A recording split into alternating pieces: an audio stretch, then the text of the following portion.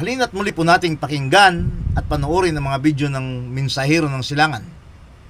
Dahil sa mga video pong ito, dito po natin masumpungan ang mga kasagutan sa atin pong mga matagal ng katanungan. Tara po, panoorin po natin.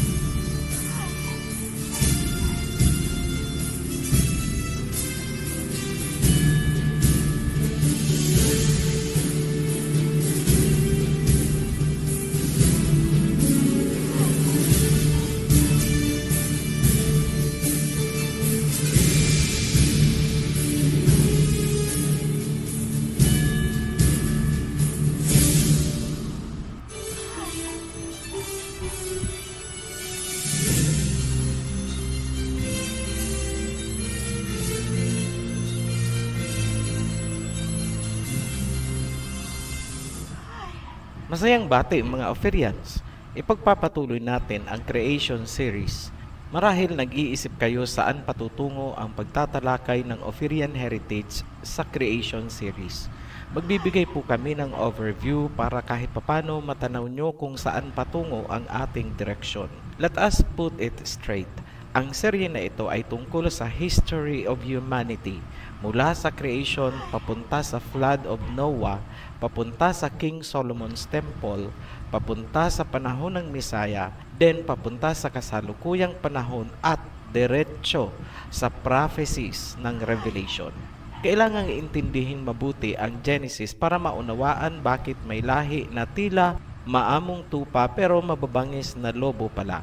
Hindi nyo rin mauunawaan kung ano ang gagawin ng mga ito pagdating ng panahon na inilarawan ng Book of Revelation.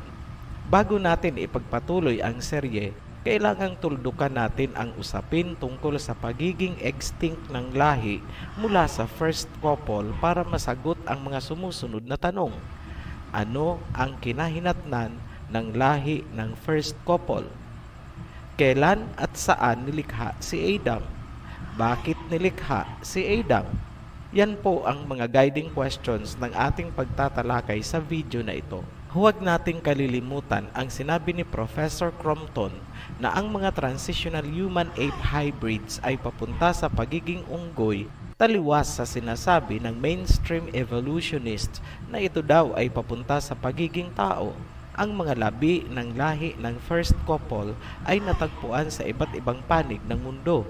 Nagpapatunay na tumupad sila sa mandatong ibinigay na go forth and multiply. Ngunit ang mga labi ay may palatandaan ng genetic corruption. Ang iba ay kinakitaan naman ng mahinang pangangatawan, stunted physique gaya ng mga hobbits na natagpuan sa Kalinga province. Ang madalas sabihin ng mga archaeologist at anthropologist na dahilan ng extinction ng naunang lahi ay ang mga sumusunod. Paglalaban-laban daw sa pagitan ng mga grupo, parang tribal wars. Pangalawang dahilan, nutrisyon. Kulang daw ang available sources ng pagkain kaya naging stunted, malnourished at hindi nag-survive. Ngunit may nakikita ang Ophirian heritage bakit naging extinct ang lahi ng first couple. Una ay ang genetic incompatibility among hybrids. Sa paglipas ng panahon, lalong naging komplikado ang kanilang mga genetic makeup dahil sa interbreeding ng magkakaibang species.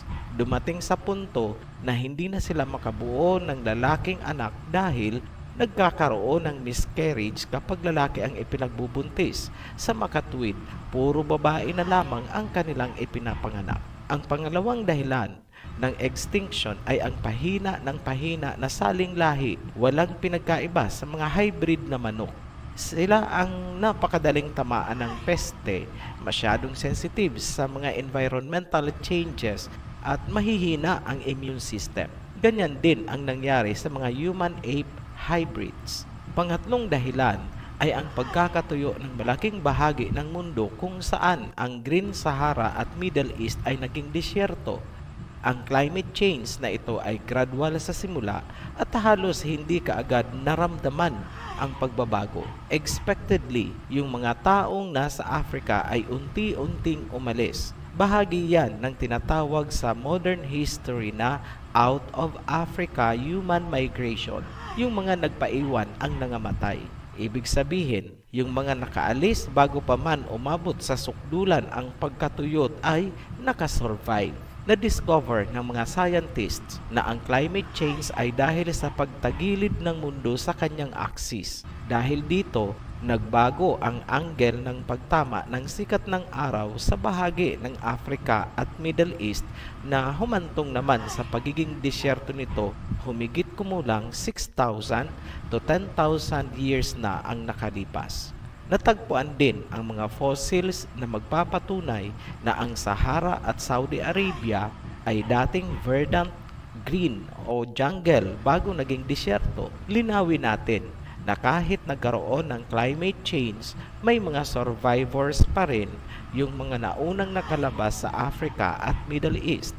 Ngunit dahil maiksi ang kanilang lifespan at hirap na silang makaproduce ng lalaki, papunta pa rin sila sa extinction. Yan ang sagot natin sa guide question number 1 na kung ano ang kinahinatnan ng lahi galing sa first couple. Ngayon, sagutin naman natin ang sumunod na tanong. Ito yung guide question number 2. Kailan at saan nilikha si Adam? Balikan natin ang chronology. Sa Genesis chapter 1, inihanda muna ng Elohim ang pagkain bago nilikha ang hayop at ang tao. Mababasa sa verse 29 ng chapter 1, I give you every seed-bearing plant on the face of the whole earth and every tree that has fruit. They will be yours for food. Green plants were given to animals and birds for food. Yan, klarado. May ibinigay na mga pagkain para sa tao at mga hayop at nakahanda na ito bago pa man sila nilikha. Ngunit, sa panahong nilikha si Adam, biglang kakaiba ang sinasabi ng sitwasyon. Sinabing walang mga halaman at kahoy noong nilikha si Adam. Napakalaking pagbabago ng takbo ng pangyayari. Mababasa sa Genesis chapter 2 verse 5. Now, no shrub had yet appeared on the earth, and no plant had yet sprung up, for the Elohim had not sent rain on the earth, and there was no one to work the ground. Verse 7. Then the Elohim formed a man from the dust of the ground, and breathed into his nostrils the breath of life, and the man became a living being. Isang napakalinaw na katotohanan na sinadya ng Elohim na huwag magpadala ng ulan. Hindi po ba kayo nagtataka bakit ginawa yan ng Elohim matapos niyang likhain ang mga halaman at kahoy? Ano ang resulta ng kawalan ng ulan? Hindi tumubo ang mga halaman at kahoy. Ano ang nai-imagine ninyo sa sinasabi ng Genesis chapter 2? El Niño po yan. Gaano kalawak ang naapektuhan? Ang sabi sa Genesis chapter 2, Elohim had not sent rain on the earth. Napakalawak ng sinakop at sa kasagsagan ng El Niño, doon niya nilikha si Adam. Tanong, kailan ginawa si Adam? Kasi yun din ang panahon ng malawakang El Niño sa mundo. Malalaman natin ang sagot kung magsasagawa tayo ng simpleng pagbibilang ng mga taon mula sa kasalukuyan pabalik kay Adam. Mahirap ba? Hindi. Susundan lang natin ang ibinigay na milestones ng Biblia. Kailangan mo lang ng simpleng pangunawa at kaalaman paano gumamit ng calculator. Ganon kasimple. Maglakbay tayo pabalik sa panahon sa patnubay ng Biblia. Hahantong tayo sa panahon ng tagtuyot na sinasabi ng Genesis chapter 2. Yun ang panahon ng paglikha kay Adam. Kumuha po kayo ng papel, ballpen at calculator. Dahil medyo mahaba pong kwentahan ito at may kabilisan ang screen natin. Kung gusto nyo pong titigang mabuti ang mga information, pwede nyo pong i-pause saglit ang video. Simulan na natin ang pagbibilang ng panahon sa pamamagitan ng mga saling lahi mula kay Adam. Sa Genesis chapter 5, verse 3, when Adam had lived 130 years, he had a son in his own likeness, in his own image, and he named him Seth. Sinasabi na si Adam ay 130 years old noong isinilang niya si Seth. Ibig sabihin, mula sa pagkakalikha kay Adam, papunta sa pagsilang kay Seth, may 130 years na lumipas. Sulat nyo po, 130 years. Ganyan po ang gagawin natin. Ngayon, pagdating natin sa verse 6, Genesis chapter 5 pa rin. When Seth had lived 105 years, he became the father of Enosh. Sinasabi na pagkalipas ng 105 years, naging anak ni Seth si Enosh. Lista po natin, Seth to Enosh, 105 years. Verse 9, when Enosh had lived 90 years, he became the father of Kenan. Sinasabi, napakalipas ng 90 years, 90, naging anak ni Enosh si Kenan. Sa verse 12, when Kenan had lived 70 years, he became the father of Mahalalel. Sinabi na pagkalipas ng 70 years, naging anak ni Kenan si Mahalalel. Sulat nyo po, 70 years. Verse 15, when Mahalalel had lived 65 years, he became the father of Jared. Sinabi na pagkalipas ulit ng 65 years, naging anak ni Mahalalel si Jared. Sa verse 18, when Jared had lived 162 years, he became the father of Enoch. Sinabi, napakalipas ng 162 years, naging anak ni Jared si Enoch. Huwag po kayong malilito, dalawa ang Enoch sa Biblia. Yung tinutukoy natin dito ay ang Enoch mula sa bloodline ni Seth. Yung isang Enoch naman ay galing sa bloodline ni Cain. Sa verse 21, Genesis chapter 5 pa rin po ito. When Enoch had lived 65 years, he became the father of Methuselah. Sinabi, napakalipas ulit ng 65 years, naging anak ni Enoch si Methuselah. Sa Genesis chapter 5 verse 25, when Methuselah had lived 187 years, he became the father of Lamech. Sinabi, napakalipas ulit ng 187 years, naging anak ni Methuselah si Lamech. Sa muli, wag po kayong malilito. Yung Lamech na tinutukoy natin dito ay galing sa bloodline ni Seth. Iba po yung Lamech na galing kay Cain. Verse 28, when Lamech had lived 182 years, he had a son. He named him Noah and said, he will comfort us in the labor and painful toil of our hands caused by the ground the Elohim has cursed. Sinabi na pakalipas ng 182 years, naging anak ni Lamech si Noah. Sa Genesis chapter 7 verse 11, nasusulat, in the 600th year of Noah's life, on the 17th day of the 2nd month, on that day, all the springs of the great deep burst forth, and the floodgates of the heavens were opened. Sinasabi na naganap ang baha noong si Noah ay 600 years old. Ibig sabihin, may 600 years na lumipas mula sa kapanganakan ni Noah saka naganap ang baha. Sa Genesis chapter 11 verse 10, nasusulat, 2 years after the flood, when Shem was 100 years old, he became the father of Arphaxad.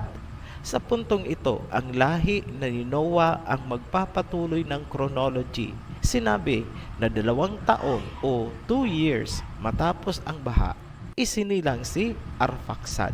Sa verse 12, when Arphaxad lived 35 years, he became the father of Shelah. Sinasabi, napakalipas ng 35 years, naging anak ni Arphaxad si Shelah. Sa verse 14, Genesis chapter 11 pa rin po, when Shelah had lived 30 years, he became the father of Eber. Pakalipas daw ulit ng 30 years, naging anak ni Shelah si Eber. Dito na nagsimula maging distinct ang lahi ng mga Hebreo. Sa verse 16, when Eber had lived 34 years, he became the father of Peleg. Pagkalipas ulit ng 34 years, naging anak ni Eber si Peleg. Verse 18, when Peleg had lived 30 years, he became the father of Reu. Pagkalipas daw ng 30 years, 30, naging anak ni Peleg si Reu. Sa verse 20, when Reu had lived 32 years, he became the father of Serug. Sinabi, pagkalipas daw ng 32 years, naging anak naman ni Reu si Serug. Sa verse 22, when Serug had lived 30 years, he became the father of Nahor. Pagkalipas daw ng 30 years, naging anak ni Serug si Nahor. Verse 24, when Nahor had lived 29 years, he became the father of Terah. Pagkalipas daw ulit ng 29 years, naging anak ni Nahor si Terah. Verse 26, after Terah had lived 70 years, he became the father of Abram. Pagkalipas daw ng 70 years, naging anak ni Terah si Abram. So ito po yung Abram, ito yung naging Abraham. Genesis 21 verse 5, Abraham was 100 years old when his son Isaac was born to him. Pagkalipas daw ng 100 years, naging anak ni Abraham si Isaac.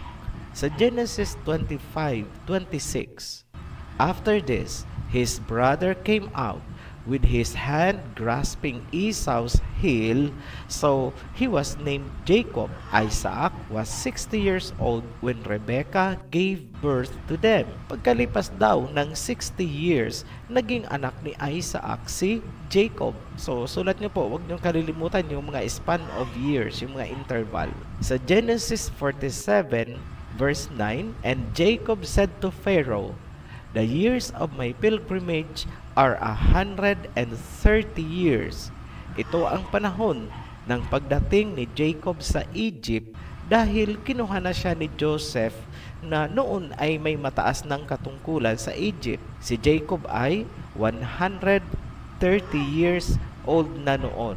130 po. Ibig sabihin, may lumipas na 130 years mula sa pagsilang ni Jacob bago siya umapak sa Egypt. Sa Exodus chapter 12 verse 40, now the length of time the Israelite people lived in Egypt was 430 years. 430 po. Si Jacob ay tinatawag na ngayong Israel. At dito sinabi na mula sa pag-apak ni Jacob Israel sa Egypt na malagi sila doon ng 430 years saka naganap ang Exodus or ang kanilang paglisan sa pamumuno na ni Moses. Sa 1 Kings chapter 6 verse 1, in the 480th year after the Israelites came out of Egypt, in the 4th year of Solomon's reign over Israel, in the month of Ziv, the 2nd month, he began to build the temple. So sinasabi na pagkalipas daw ng 480 years, 480, matapos silang umalis sa Egypt, saka sinimulang itinayo ni King Solomon ang temple. Mula naman sa pagtatayo ni King Solomon ng temple, may lumipas na 1,000 years, saka naman isinilang ang Misaya. Paano namin nasabi na 1,000 years ang lumipas? Ayon sa modern calendrical system at sa mga archaeological findings, ang templo ni Solomon ay itinayo noong 10th century. Ibig sabihin, mayroong 1,000 years na lumipas mula sa pagtatayo ng templo papunta sa pagsilang ng Misaya. Sa ngayon, tayo ay 2019. Ibig sabihin, may lumipas na 2019 years mula sa panahon ng Misaya papunta sa kasalukuyan. Kapag sinuma natin ang mga taon, ang total na yan ay 6,164 67 years. Tingnan nyo po sa screen ang tabulation na aming ginawa. Check nyo po kung magkapareho tayo. Sa computation natin, lumalabas na si Adam pala ay nilikha humigit kumulang 6,000 years ago. Maglalagay po tayo ng allowance dyan, plus or minus, para sa posibleng error. Tandaan po natin, ang numero na 6,000 to 7,000 years ago, nilikha si Adam ayon sa generation ng mga patriarchs. Tanong, ano ang klima ng mundo 6,000 to 7,000 years ago ayon sa science? Nagkaroon ng malawakang tagtuyot dahil hindi umuulan at naging disyerto ang Africa at Middle East. Paano nga ulit inilarawan ng Biblia ang klima ng mundo noong nilikha si Adam? Basahin ulit natin. Genesis chapter 2 verse 5. Now, no shrub had yet appeared on the earth, and no plant had yet sprung up, for the Elohim had not sent rain on the earth, and there was no one to work the ground. Ayan po, klarado. Tugma ba ang computation natin sa sinasabing tagtuyot noong nilikha si Adam? Yes. Sa computation natin, lumabas na 6,000 to 7,000 years ago nilikha si Adam. Ngayon, sinang-ayunan naman ng science ang Biblia na 6,000 to 7,000 years ago, natuyot nga ang malaking bahagi ng mundo at naging disyerto dahil hindi umuulan. Sa mga nagsasabi na nanlilin lang kami, ganito lang po yun. Makinig kayong mabuti. Ang Ophirian heritage ay parang salamin. Kapag humarap ka sa amin, ang nakikita mo ay ang sarili mo. Dahil nasagot na natin kung kailan nilikha si Adam at ang sitwasyon ng mundo noong siya ay nilikha, masasagot na natin ang tanong na saan nilikha si Adam at syempre pa, yun ang Garden of Eden. By elimination, mag-elimination process po tayo. Alisin na natin ang Africa at Middle East dahil na-establish na natin na sa panahong nilikha si Adam, ang lugar na yon ay naging disyerto. Sa makatuwid, hindi pwede na doon itatanim ang Garden of Eden. Kung napanood ang Rivers of Genesis series, nailahad na natin ang location ng Pison River at lahat ng palatandaan kung saan inilagay ang garden. Ang bdellium, gold, at onyx stone ay lahat natagpuan sa Pilipinas.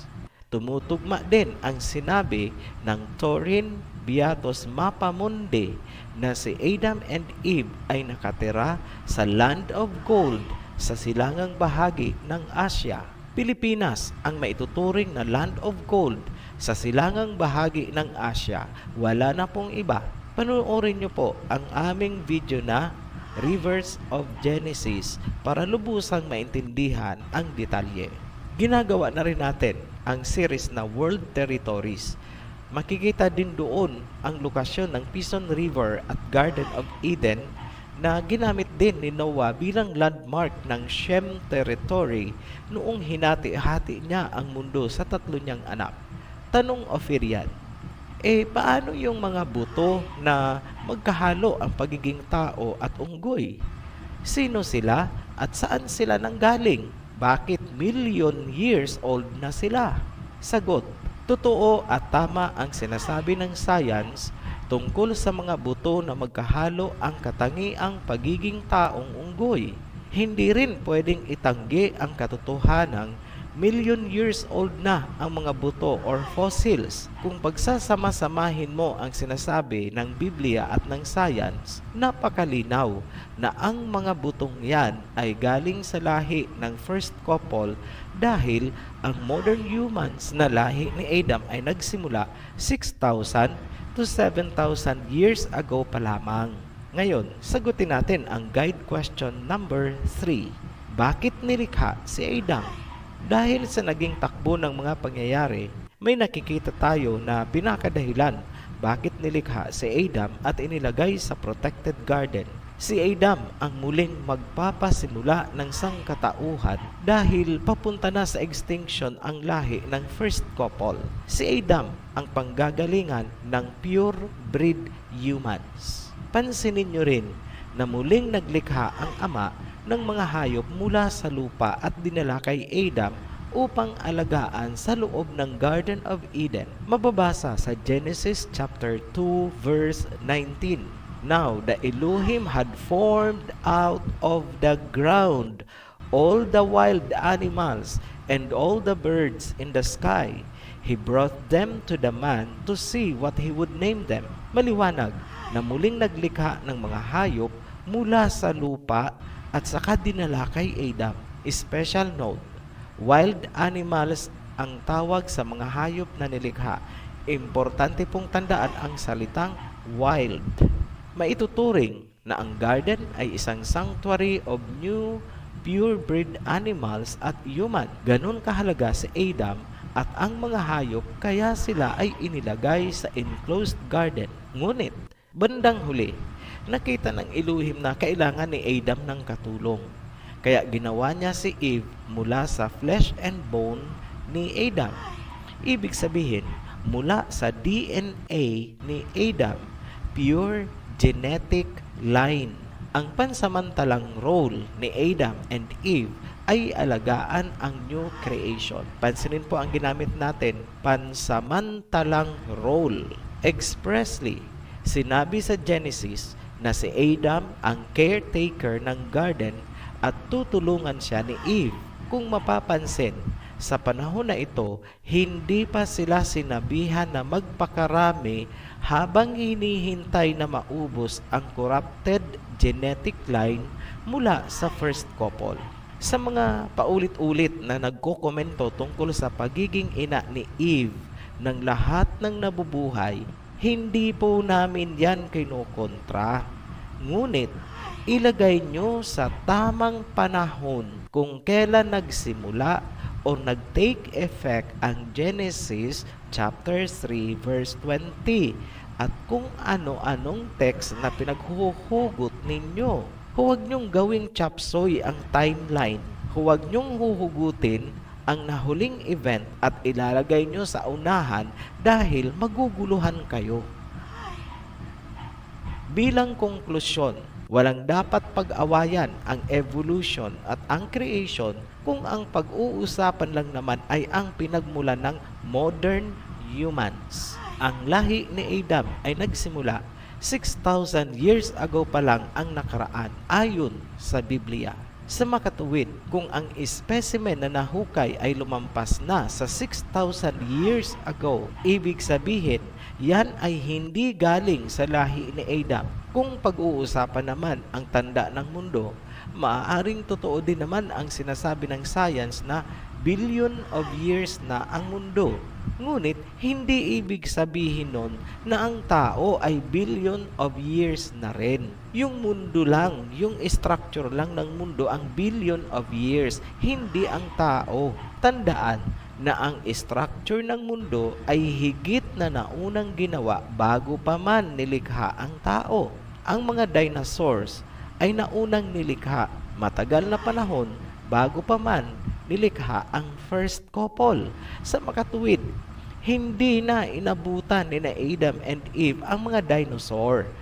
Hindi nilikha ang tao habang may dinosaur pa dahil hindi nila magagawa yung go forth and multiply all over the earth kung ang mundo ay pinamumugaran ng mga dambuhalang hayop. So kailangan lang po ng konting common sense. Bilang tugon sa isang comment, lilinawin din natin ang isang reference na ginamit natin sa isang naunang video mula sa Manila Times kung saan sinabi nila na ang mga negrito ng Pilipinas ay nagmimina na ng ginto 67,000 years ago.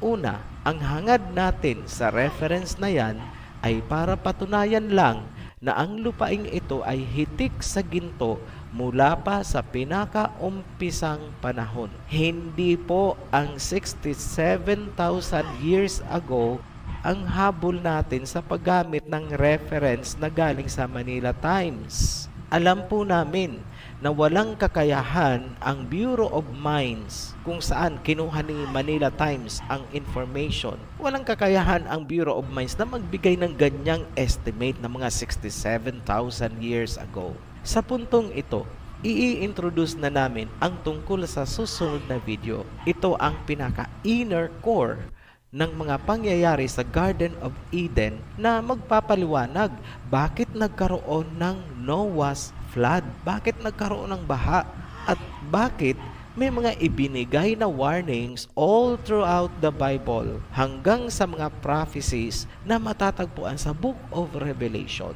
Kailangang himayin kung ano ang malaking pagkakasala ni Eva, bakit napuruhan siya ng parusa.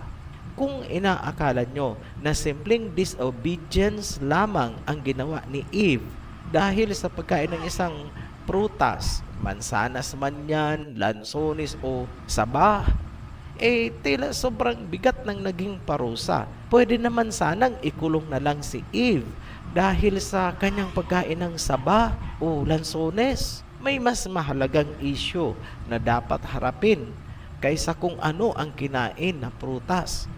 Ang tanong ay, bakit sumentro sa reproductive system ni Eve ang parusa? Alam nyo po, huwag nyo lang pong hahaluan sana ng mali siya. Tingnan nyo po muna ang context ng Genesis kung saan inilarawan na nagtago sina Adam and Eve at nanghagilap ng mga dahon para itakip sa masisela nilang bahagi. Ipasok nyo po doon ang tanong na bakit pain of birthing o panganganak ang parusa? Naalala ko tuloy, parang may isang bansa noon sa Middle East na kapag ikaw ay nagkasala ng pagnanakaw at dahil kamay ang ginamit mo sa pagkakasala o pagnanakaw, puputulan kanila ng daliri o kamay bilang parusa. Napapaisip po ba kayo? If yes, good for you. We are using an analogy.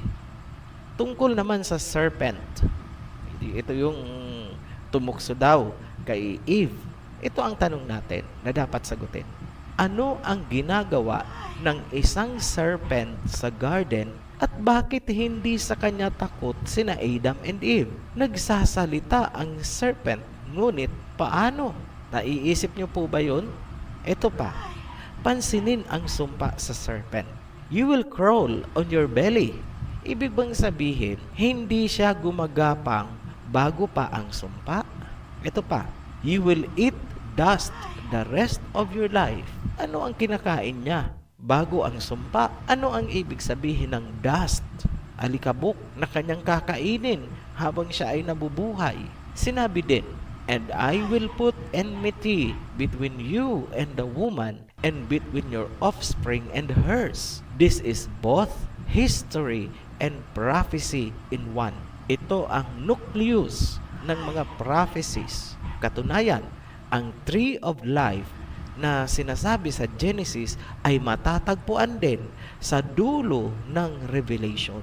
Hindi po ba kayo nagtataka na meron talagang koneksyon ang Genesis at Revelation na kailangang himayin para maunawaan ang nilalaman ng buong Biblia? Dahil pag hindi nyo po yan kinalkal, magsisimula kayo sa gitna, wala po, hilong-talilong po kayo dyan. Huwag po kayong bibitaw sa Oferian Heritage Conservatory dahil sasagutin po natin lahat ng mga tanong na aming binanggit kanina dahil alam namin yan din naman ang nag-uukilkil sa inyong mga isipan. So, habang hindi pa po natin na i-upload ang mga future videos, ang gawin nyo po ay ganito. Panuorin nyo ang mga video topic by topic na inayos na namin sa playlist ayon sa tamang pagkakasunod-sunod. Kasi pag hindi nyo po napanood ang mga videos na yan, topic by topic, hindi nyo po maiintindihan yung mga susunod na videos natin dahil yan po ay magkakarugtong, may mga ugnayan po ang mga video na yan. So kung isang video lang ang panonoodin nyo, parang wala kayong naintindihan. Tapos sasabihin nyo ay mali. Alam niyo po kung ano ang mali dahil hindi niyo sinusundan ang instruction ng Ophirian Heritage na simulan sa simula. Ganyan din lang naman po ang pagbabasa ng Biblia. May system po, dapat systematic po kayo. Dahil kung ang ginagawa nyo po, bubuklatin ninyo sa gitna ang Biblia, pupulot kayo ng isang teksto doon. Tapos tatalon sa kabila, tapos tatalon, gaganito. Wala po, wala kayong maiintindihan. Sa totoo lang po. Hindi namin sinasabi na ang mga teksto ay walang kinalaman sa kabilang teksto. Meron po. Ngunit, kailangan nyo pa rin na meron kayong system na magsimula ka sa pinakasimula dahil lahat ng dadaanan mong teksto hanggang dumating ka sa Revelation ay nakabase at ang pundasyon niyan ay Genesis. Muli po kaming nagpapasalamat sa mga patuloy na sumusubaybay sa ating mga video. Hanggang sa muli, be blessed, Ophirians. Maraming salamat po sa inyong pakikinig at panonood ng video ito. At kung kayo po ay may natutunan, paki-like and share na rin po. At nasa baba po ang ating link para po sa inyong mga komento. Salamat po.